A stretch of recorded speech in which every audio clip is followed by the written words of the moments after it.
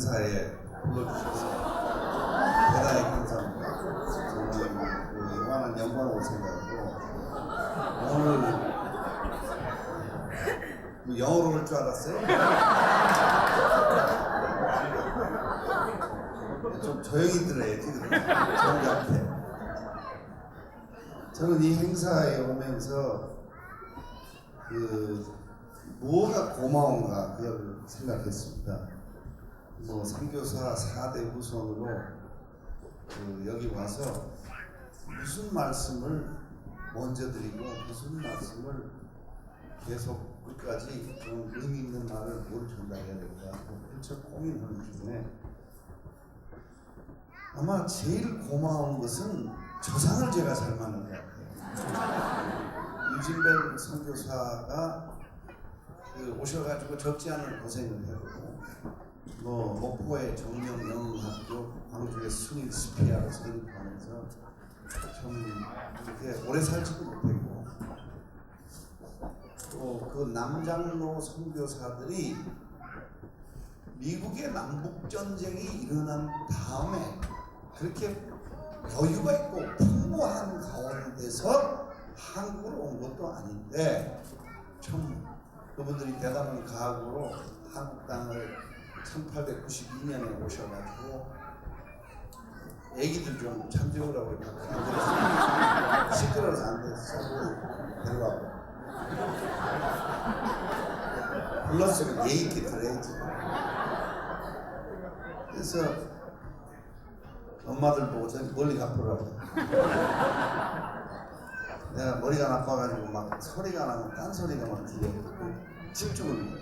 그래서 다시 시작하는데 그분들이 어떻게 해서 이제 한국을 오기는 왔는데 1896년에 이제 북장로교는 서울, 평양, 또 대구 이 비교적 한국에서 좋은 곳을 갔고 또 중국은 북장로교가 해안가를 갔습니다.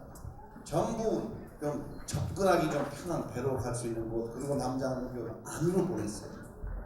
마찬가지로 한국에서 동학사건이 1894년인데 바로 동학이 끝나고 2년 만에 선교사들을 남장로 선교사들은 너희들은 골치 아픈 그 동학사건이 일어난 저런 땅을 가라 이렇게 해서 오게 된 겁니다. 그래서 오늘 제가 말씀드려야 될 거는 좀 설명 중에서 좀 빠진 내용 또 보충할 내용 뭐 좀 아쉬웠던 거를 조금 말씀을 드리겠습니다. 근데 거기 앞서서 인요한은 누구냐? 인요한은 4대 후손인데 인요한은 이민족을 위해서 뭘 했냐? 별로 없어요. 다른 게 훨씬 많습니다. 그래서 감사하는 것부터 우리가 먼저 짚고 넘어가야 돼요. 제가 한국 민족한테 가장 고마운 것은 또 우리 조상들하고 차별화된 것부터 여러분들 귀에 특히 학생들한테 꿈을 가지고 이제 인생을 시작해 나가는 도전해 나가는 나이에 그거 가지고 쓰고 싶습니다. 첫째 1980년도에 제가 연세대학교에 정원회 입학을 했습니다. 정원회 입학이라는 것은 예비고사를 보지 않고 살짝 뒷문으로 들어갔어요.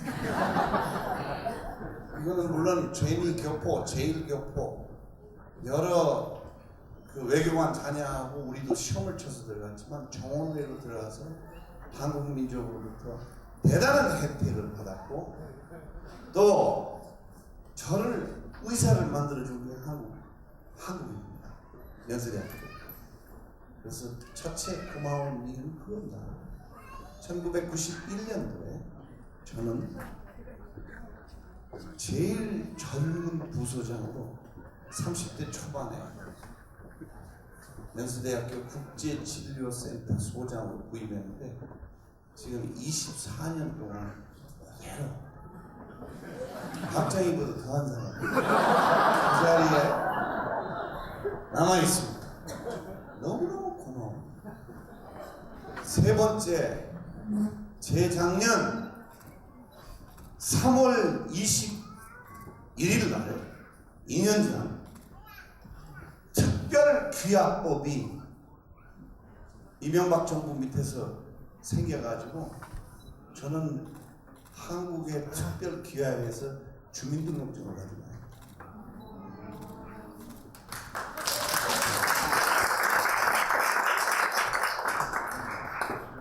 그런데 그것보다 훨씬 더 감사한 것이 또 하나 있어요. 그것이 뭐냐?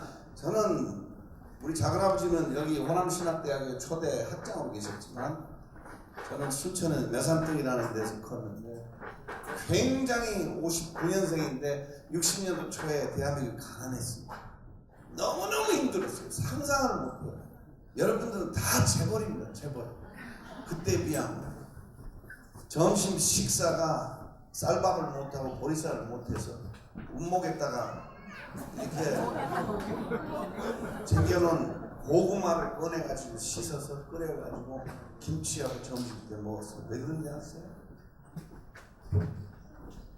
돈이 없어 그런 거예요. 가난 거예요. 나는 어린 나이에 외국인이 나는 김치하고 고구마가 맛있어서 그런 줄 알았어요. 근데 그 밤에 저녁에 군부를 떼서 저녁에 들어가서 전기 사정도 안 좋고 순천은 전기가 자주 끊어졌어요. 끊어졌는데 나는 제일 고마운 것이 무엇이 뭐니? 그 대한민국 초가집 온돌방에서 배웠다는 거예요. 스피아와 숭일은 계속 발전할 겁니다. 그런데 저는 한국 학교보다 더 귀한 연세대학교에서 의사가 됐고 고려대학교에서 석박사를 했지만 그것보다 훨씬 귀한 교육을 받았어요. 그게 온돌방 교육이었습니다. 그 온돌방 교육이 뭐였냐? 첫째, 우리는 지식을 많이 배웠습니다. 여수순천 사건은 뭐였고, 일제강점기 때 뭐였고, 유교는 무슨 의미가 있었고, 언제 심고 언제 걷고 많은 지혜를 배웠습니다. 지식을 배웠습니다.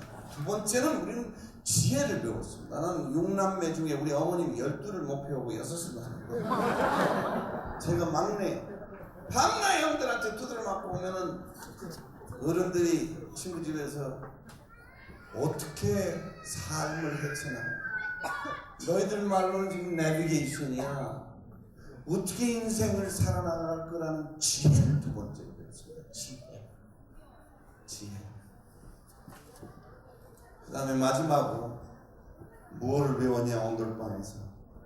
전라도 온돌방에서 가장 나한테 소중한 도덕을 배웠어요. 사람이 그러면 못 써. 부인을 하면 안 돼. 인간의 됨됨이가 뭔지 내가 해서는 안 될 일, 안 해서는 안 될 일.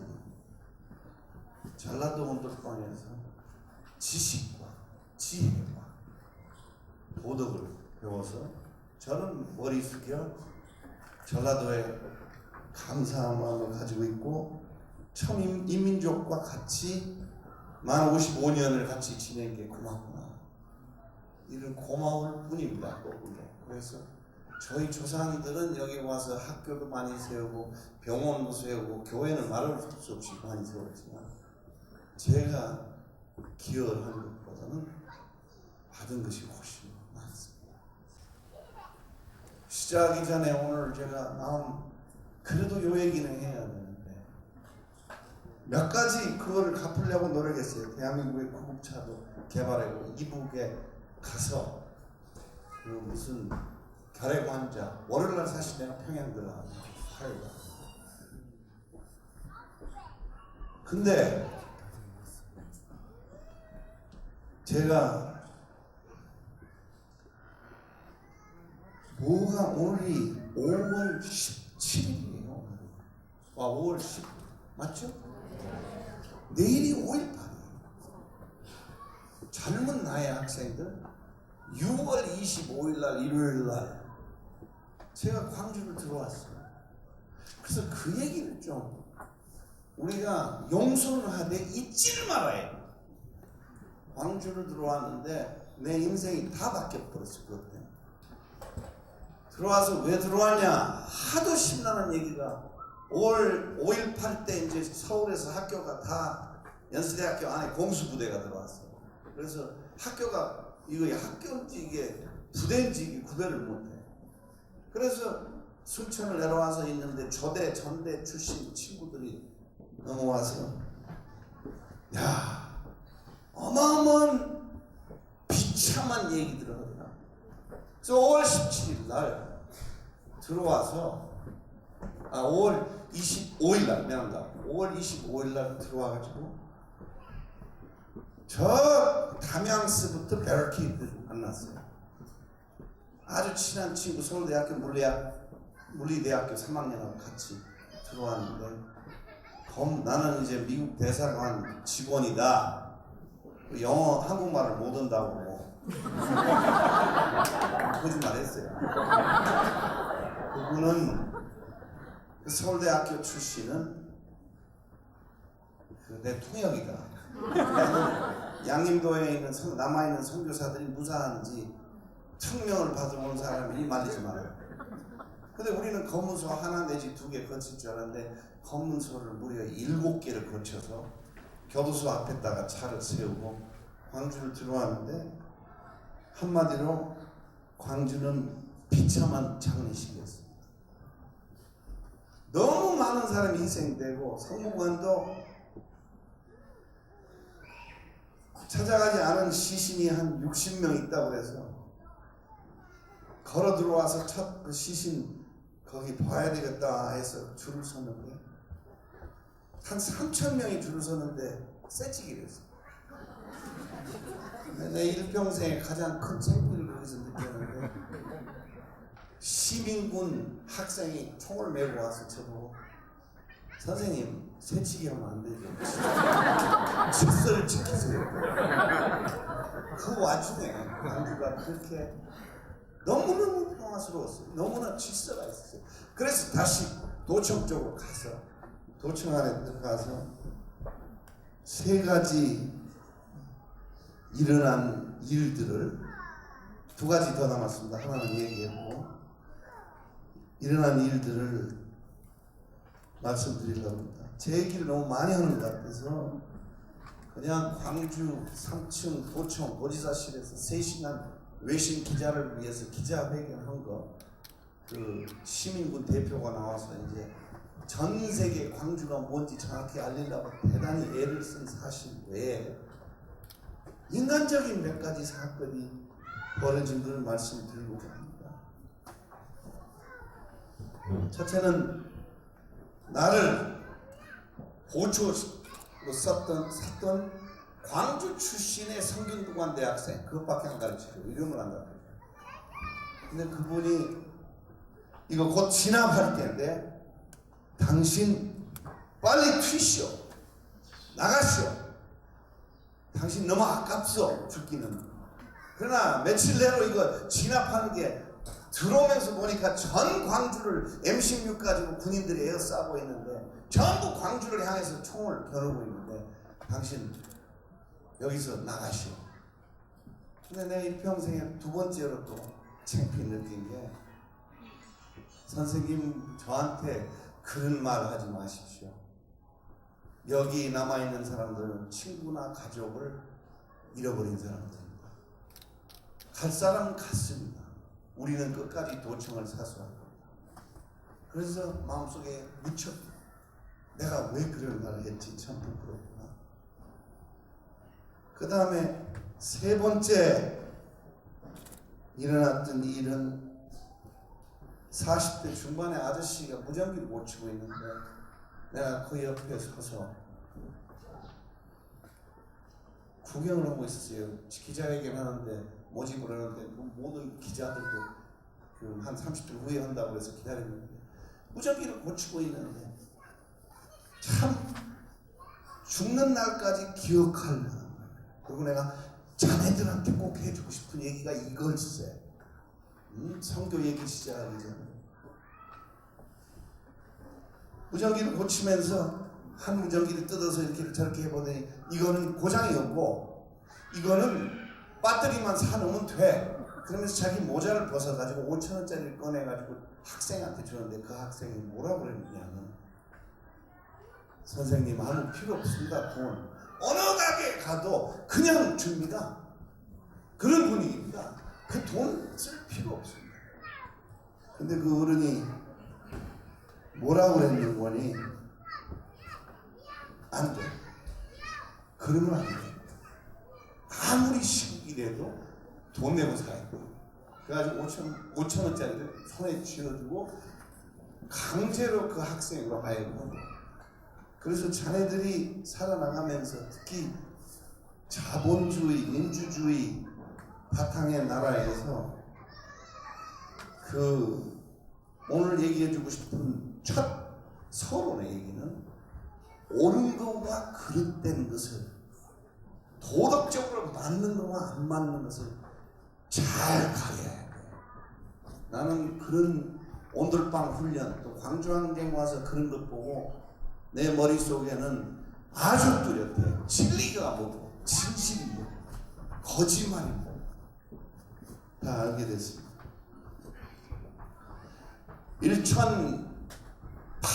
1884년에 이 땅에 제일 먼저 온 선교사는 알렌이었습니다. 알렌. 근데 알렌이라는 분이 오셔가지고 중국 파송됐다가 제물포로 들어와가지고 영순이에요. 일본인. 근데 그분이 와가지고 의료 선교를 오웬 선생처럼 했습니다. 근데 그분은 내과수는 완전히 돌파했어요. 듣는 약은 말라리아 약 하나밖에 없었어요. 말라리아 치료제라고 퀴니나제. 내가 기록을 아주 자세히 훑어봤어요. 듣는 약이 없었어요. 의학도 정립이 안 돼 있고 과학적이 아니고. 근데 오웬 선생처럼 이제 어떻게 해보겠다고 들어오셨는데 서울에서는 퀴니나제만 썼다면 열이 떨어져. 그러니까 온 왕국과 서울에서 소문이 났어요. 그 서양애가 열병을 고치는 것은 아주 최고다. 근데 선교사가 들어올 수 있는 법적인 근거가 없었어요. 1882년 조약에서 근거가 없었어요. 그래서 재빠르게 공사에서 공사 의사로 임명해가지고 사실 선교사가 아니었어요. 근데 1885년에 친일파로부터 민영익 씨가 26번 됐지. 그래서 알렌이 밤중에 일본 사람 같으면 불가능한 일이고 중국 사람 같으면 자기 의사 불렀지 절대 남이나 안 불렀어. 그런데 고종 황제의 내각이 모여가지고 이 민영익 씨가 죽게 됐다. 민영익 씨가 누구죠, 학생들? 민비의 조카입니다. 왕궁에 아주 정말 혈통으로 가깝고 중요한 분입니다. 그래서 민비의 조카를 살리기 위해서는 그 서양애를 한번 불러요. 그래서 한밤중에 말없이 알렌이 갔는데 처참한 걸 발견했어요. 동맥이 2개 끊겼고 칼 상처가 의무 기록을 보니까 26개. 그래서 일단 동맥을 붙들어 매고 밤새도록 꼬맸어요. 꼬매가지고 3개월 왕진을 가요. 근데 3개월 왕진 끝에 민영익 씨가 기적적으로 회복을 해서 일어나요. 그러니까 고종 황제가 너무 고마워가지고 자기 와이프 왕후의 조카를 살려줬기 때문에 너무너무 고맙다. 민영익 씨를 죽이려고 했던 음모자들의 집을 뺏어가지고 알렌한테 준 게 광해원이에요. 우리 사람들한테 당신의 의학을 좀 가르쳐 주시오. 우리도 그걸 좀 배워야 되겠어요. 그래서 절두산에서 수천 명이 목골비 없어졌는데 천주교에서는 우리 개신교를 탄압을 안 받고 그 의사의 착한 행동 하나 때문에 아주 편안하게 들어왔어요. 알렌은 더 나가서 알렌 책에 보면 처음부터 끝까지 책 속에서 조선 왕을 전적으로 했어요.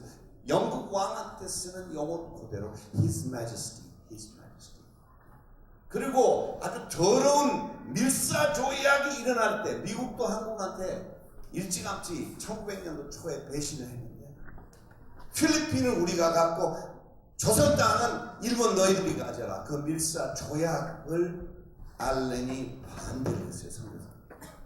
근데 그때는 선교사가 아니고 미국 공사로 승진해가지고 미국 공무원이 미국 국가대표가 조선은 독특한 영토가 있다. 조선은 독특한 문화가 있다. 조선은 독특한 언어가 있다. 그래서 선교사. 그럼 우리한테 그게 옛날 호랑이 담배 얘기가 무슨 의미가 있냐? 여러분들이 이제 이 위대한 나라에서 선교사로 나가면 그 나라와 대한민국의 이권이 위배돼 서로 맞지 않았을 때는 선교사로 나간 나라의 편을 들어줘야 돼요. 그게 우리 알렌 선생님의 정신.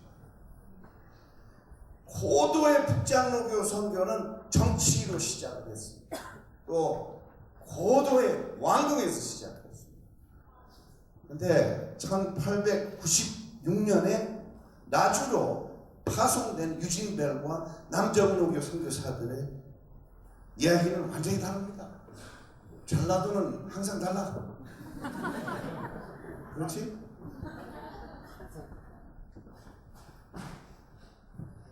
나주로 파송 내려갔는데 무슨 일이 벌어졌는 줄 알아요? 여기는 간단하게 한마디로 실패로 나왔는데 전라도가 뭐지요? 뿌리?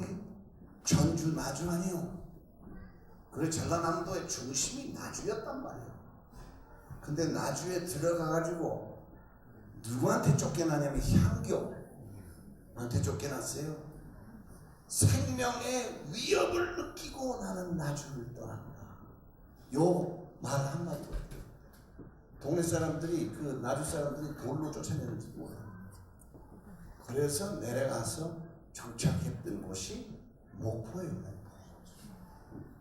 근데 오늘 좀 두 분이 조명이 잘 안 되는데 포사이트하고 타우메치. 그래서 전라도는 알렌과 우리 고종 황제와의 하고는 큰 차이가 있습니다. 의미가 더 깊습니다. 전라도. 그것이 뭔 거니? 1900년도 초에 연도를 내가 다 기억을 못해요. 오웬이라는 사람이 저기 바로 우리가 오웬 기념관에 있는데 오웬이라는 사람이 폐렴이 걸렸어요. 폐렴이 걸려가지고 급하게 젊은 의사인데 특징이 뭐냐면 목사 안수도 받았어요. 아주 드문 일이었어요. 목사 겸 의사였어요. 그래서 주로 의료 선교를 했는데 이분이 광주 지역에서 폐렴이 걸리니까 급하게 목포에서 포사이트를 부릅니다. 올라와서 네 동료 의사를 살려라. 큰일 났다. 근데 포사이트라는 사람이 얼마나 여유를 보였냐면 광주 외곽에 오다가 한선식 병 환자가 심창에 빠져있는 걸 보고 자기 친구가 한번 마음을 생각해봐요. 우리가 그 마음을 알아야 돼. 자기 친구가 죽어가서 빨리 가서 치료를 해야 되는데 그거를 그만두고 시궁창에 빠진 여자를 먼저 자기 말에 태워서 마부가 돼가지고 끌고 들어왔어요. 선교사가 마부죠. 그 여자를 태웠어요. 그래서 가마터가 양림동 집들 짓는데 가마터가 불이 들어가. 왜 가마터인 줄 아세요? 가마터는 균이 없어요. 불을 받기 때문에. 그래서 가마터를 정리해가지고 그 여자를 거기에 넣고 와서 보니까 오해는 이미 죽었어요. 이미 폐렴을 죽었어요. 그래서 한동안 납병 환자들, 한스시병 환자들이 이 지역에 다 오는 거야. 그래서 얘기는 길지만 사실 너무 서양 사람들이 납병 환자를 도와주니까 광주 시민들이 나가라고 데모했다는 기록도 있어요. 자식들이 잘해줬더니 외국인 들이 전부 한스시 병 환자는 그 당시에 한스시 병 환자는 낮에 걷지를 못했어요. 밤에만 다녔어요. 돌로 맞아준 거예요. 그래서 포사이트가 미국 기업인으로부터 돈을 얻어가지고 만든 것이 여수애양원이에요. 그래서 여수애양원을 만들었는데 애양원을 만들어서 어떻게 해줬어요? 그 거지들이죠. 나그네들이죠. 그 아무도 돌보지 않는, 아무도 사회에서 버림받은 나병 환자들, 한스시병 환자 집 지어주고 학교 세워주고 병원 세워서 치료해주고 교회 세우고 땅을 파먹을 땅을 농사짓고 살 수 있는 걸 다 해요. 그래서 1900년 그 초에 포사이트가 또 납치를 당해요. 이거 어처구니 없는 납치를 당해가지고 괴한에 의해서 귀에 칼을 맞는데 의사가 칼을 맞아요. 그래서 거기서 농이 나와가지고 미국까지 갔다 오는데 이 귀에 농과 설사병이 흉터병으로 결국 포사이트도 죽어요. 그래서 광주에가 기념비가 섰는데 광주 사람들이 좀 약해. 한밤중에 나병 환자들이 넘어와가지고 400리를 걸어와가지고 그 비를 짊어지고 400리를 애양원에 떠나는데 광주에 세운 포사이트 기념비가 지금 애양원에 그런 얘기들은 여러분들이 모를 것 같고 마지막으로 오늘 내일이 5.18이니까 일제강점기에 타웨지가 광주 땅에서 무언 불이익을 당했냐. 전주, 군산, 목포, 순천, 대전에 있는 땅, 지리산, 선교사 휴양지, 흉터병을 피하기 위해서 간 지리산 노고단 7가지를 통째로 내놔라. 일본 사람. 그래서 난 41년도에 난 못 내놓겠다. 그리고 학교들은 전부 다 폐교되고 수일도 폐교됐고 스피아도 폐교됐고 정명도 폐교됐고 영흥도 폐교됐고 매산도 폐교됐고 전주에 있는 신흥 기전 다 폐교됐고 땅을 내놔라. 그거 다 우리한테 주라. 나 못 준다. 이 광주 이 땅에 이 사람을 감옥에 투옥시켰어. 6개월을 살았어요. 광주 구치소 선교사. 근데 그 사람의 공통된 우리 할아버지 1912년도에 와서 3.1운동을 보고 느낀 우리 할아버지하고 신사참배를 반대하는 우리 할아버지하고 공통점이 있어요. 나는 감옥에서 절대로 약한 모습을 보이면 안 돼. 왜? 한국 신자들은 나보다 훨씬 더 더 고생한다. 우리 할아버지는 3.1운동을 보고 나서 너무 미쳤다. 미국 교계에 알리러 가. 조선은 무기도 없고 조선 사람들 일본 사람들이 감옥에 가두는데 감옥에 더 이상 가둘 장소가 없고 무폭력 저항 무기도 없고 저항을 하는데 이거 너무 비참합니다. 세계가 알아요. 근데 그 당시에 나 복음성가 좀 싫어해. 그 율동도 싫어해. 그리고 통성기도도 싫어해. 묵상기도를 좋아. 왜? 좀 우리 어렸을 때는 교회가 진지하게 됐거든. 지금 진지하지가 않아. 여기가 무대야. 무슨 다 무대에서 물론 필요에 따라서 뮤지컬도 오고 오늘 굉장히 콰이어들은 너무 훌륭했어요. 그러나 뭐라고 할아버지 글에 적혀있냐면 2%가 예수를 믿는다. 예배당에 2% 나가. 그러나 독립운동에는 30%가 나갑니다. 기독교인이 각 예배당을 쳐서는 독립운동의 처소라고 표현해도 과언이 아니다. 이렇게 썼더라고요. 선교사가 한국 신도를 존경했습니다. 근데 과연 우리가 오늘 존경받을 사람들인가? 이걸 오늘 생각해봐. 내가 오늘 와서 감사하다. 나는 한국 사람은 전 인류가 50년 동안에 제일 많이 변했는데 우리 대한민국이 그 중에서 제일 많이 변했어요. 가나안에서 이제 선진국이에요. 지금 여러분들이 가지고 있는 돈, 재산, 그 남장로교 선교사들이 이 땅에 올 때 10배, 100배 많아요. 이제 우리도 세계로 뻗어나 2%가 예수를 믿는다. 독립운동을 30% 한다.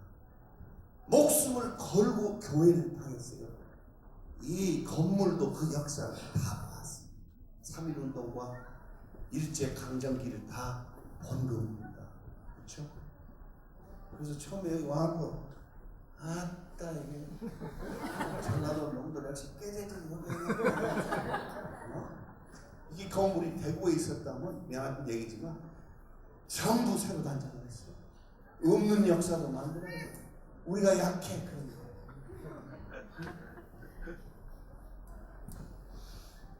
그래서 진리가 뭔지, 기독교 숫자가 1000만이 넘었다가 지금 700만으로 줄었다.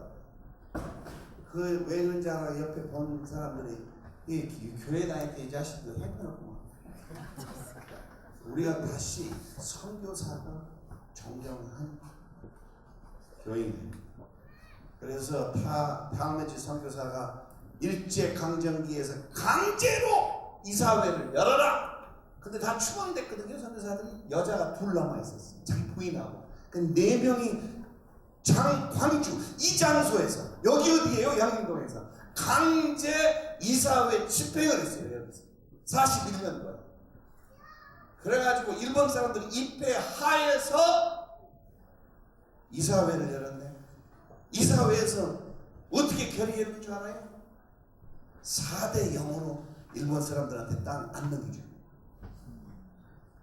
그러니까 회의 끝나고 총독부에서 보낸 사람이 와가지고 너는 본토 감옥을 보낼 거야. 광주 구치소가 아니라 너는 일본 본토 감옥을 보낼 거야. 그 사람이 어떻게 대답했는지 알아요? 별 상관없어요. 의사가 내 심장이 나빠서 1년 산다는데 여기서 죽으면 거의 다 죽으면 마찬가지니까 마음대로 하시오. 이런 사람들이 그 나병 환자 촌에 예산을 숨기고 집행을 하고 어떻게 해서든지 일본한테 지지 않고 뺏기지 않고, 그리고 나중에 강제로 다 뺏기는데 뭐라고 하냐? 강제로 뺏겼으니까 전쟁이 끝나면 다 찾을 수 있어. 내가 굴복을 안 해서. 그런 역사가 있어요. 마지막으로 제가 얘기하고 싶은 거는 포사이트가 만들어놨어요. 윌슨이라는 의사가 와서 발전을 시켜서 수술도 많이 하고, 아까 사진 윌슨 많이 나옵니다. 맨 마지막에 우리 젊은 사람들, 기독교의 의미가 뭐예요? 도대체 부활한 예수 믿는 게 제일 중요해요. 뭐예요 의미가? 기독교 이런 데 와서 행사하면 막 흐려져. 너무 우리가 잘 사니까 뭐가 무엇인지, 이게 된장인지 무엇인지 모른다니까. 그렇지. 오웬의 희생, 포사이트의 희생. 그 다음에 누가 왔죠? 경남에 있는 목사가 애양으로 왔어요. 이어서 연장선에서 이어서 경남 밀양에 있는 목사가 애양으로 와서 더러운 나환자들하고 살겠다. 5년 동안 40년도부터 45년까지 옥살이를 했어요. 왜 옥살이를 했는 줄 알아요? 신사참배하겠다. 옥살이를 했어요. 광주 교도소 역시 5년을 살았어요. 5년을 살고 45년 8월 15일 날 해방돼서 자기 집안인을 일본 사람들이 다 고아원에 잡아놓고 흩어져 있는데 아이들 다 고아원에서 찾고 부인 찾고 애양원에 다시 가서 47년도에 김구 선생이 내려와가지고 당신 서울의 소학교 교장으로 쉬어. 신사참배 반대한 멋쟁이니 극소수. 네, 낙함투 실소. 48년부터 무슨 일이 벌어지죠? 누군지 알아요? 학생들? 손양원 목사. 원칙을 지켰단 말이에요. 원칙, 신사참배를 끝까지 안 했어. 그래가지고 48년도 무슨 일이 벌어지죠? 매산학교에서. 매산학교 다니고 있는 둘째 아들인가 첫째 아들인가 순천에 올라와 있는데 무슨 일이 벌어지죠?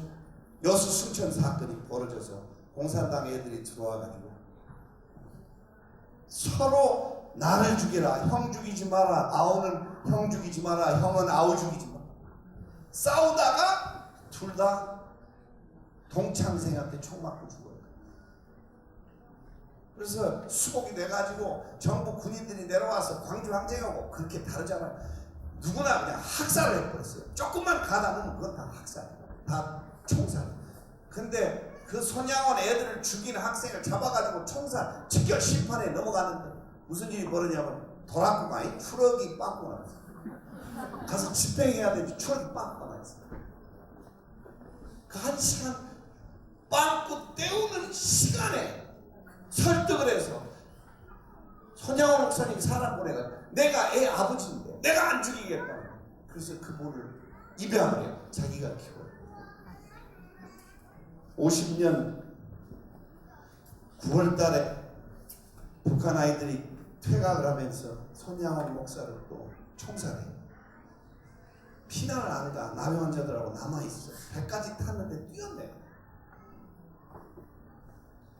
손양원 목사님 기념관에 가면 뭐가 있는 거니? 손양원 목사는 죽어있고 입에 솜이 들어있고 깐난 애기 이틀인가 3일인가 된 애기가 있고 막내가 태어난 거야. 그 다음에 상주가 누가 있는 줄 알아요? 상주, 의젓하게 상주로 써있는 친구가 자기 아들 죽인 살인자예요. 그래서 어느 선교사가 더 훌륭한 후배 목사 손양원을 태어난 거예요. 왜? 우리가 원칙을 지키는 사람들은 많았어요. 역사에. 사랑을 머더 트리사처럼 사랑하는 사람도 많았어요. 근데 원칙을 지키고 사랑하는 사람은 사도 바울 이후로 손양원밖에 없다 이 말이에요. 그것이 기독교예요. 원칙과 사랑. 김대중 선생을 1994년도에 전계를 은퇴해서 앉자마자 독대를 했는데 선생님 박정희 그 전두환 왜 가만히 놔둡니까? 그래서 전두환 앞에 우리한테 아픔을 광주에 얼마나 줬습니까? 뭐라 그런지 알아요? 미소 지면서 가면 그래봐야 뭐합니까 이 선생? 아이 그냥 더 중요한 게 많고 극적으로 대통령이 돼가지고 취임식 날 VIP석에 영광스럽게 앉아있는데 이민족은 희망이 있다. 왜 희망이 있을까요? 그 감옥에 가 있는 전두환하고 노태우를 끄집어내갖고 취임식 날 자기가 취임한 날 그 원수들 앞에 갔다 야 희망. 그래서 손양원 목사님 말씀이 우리가 말로 원수를 사랑하는 게 아니라 이와 원수 중심으로 살아요. 그 다음에 고려하고 신라하고 밤낮 싸우는데 백제 대통령이 가서 평양에 가서 손을 탁 우리 화해합시다. 오늘의 주제가 화해. 근데 오늘의 주제에 하나 더 붙여서 김대중 대통령은 이미 노벨상감이야. 취임식 때 한 그 행동이 노벨상감이야. 이북 가기도 전에. 근데 더 나가서 이북 가서 김정일이랑 우리 그만 싸우자. 우리 이제 이거 화해하자. 민족끼리 잘해보자. 그래서 고려와 신라를 화해시킨 사람이 백제 우리 김대중.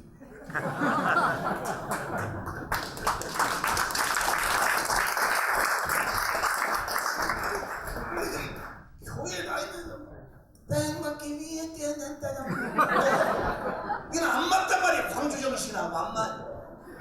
엊그제 교회 갔더니 어떤 놈이 나보고 사랑해요 그러더라고. 야 임마 불러냈어. 야 임마 내가 연쇄 살인범인지 아닌지 그게 어떻게 알아. 쉽게 얘기하지 마. 진지해라 임마. 신앙이라는 것은 잔잔 내 사무실에 들어와서 예수님 하나님 소리 두 마디 한 번씩 한 사람 혹시 이 사람 거짓말 아니야? 가짜.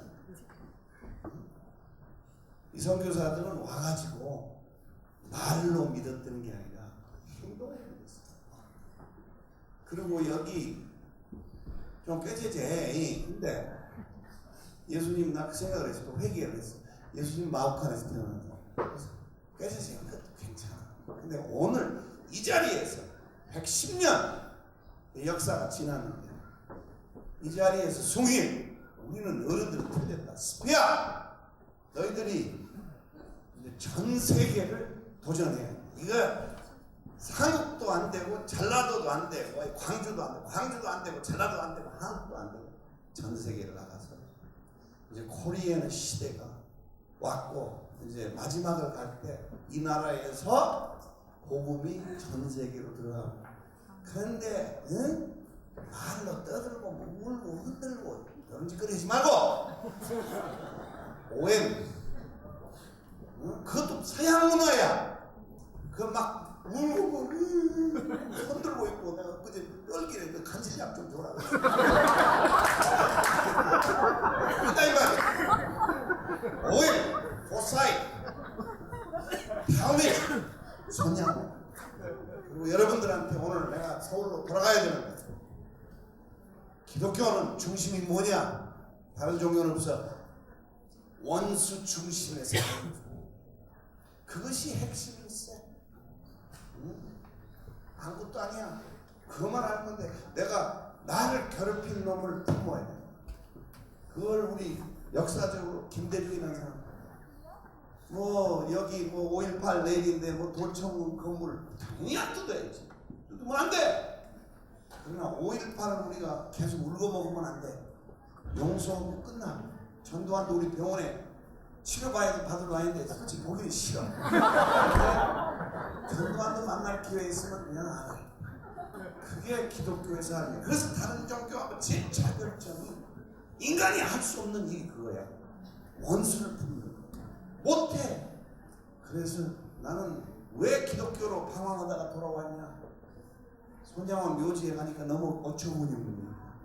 아, 이게 남이 시켰구나. 사람이 만든 종교가 아니구나. 사람이 만든 종교라면 절대 원수가 중심에 설 수 없는데 아, 이것은 하나님이 이렇게 해라 그래서 남이 시켰기에 이게 기독교는 종교가 아니고 진리구나. 그래서 끝났네. 오늘 고맙네.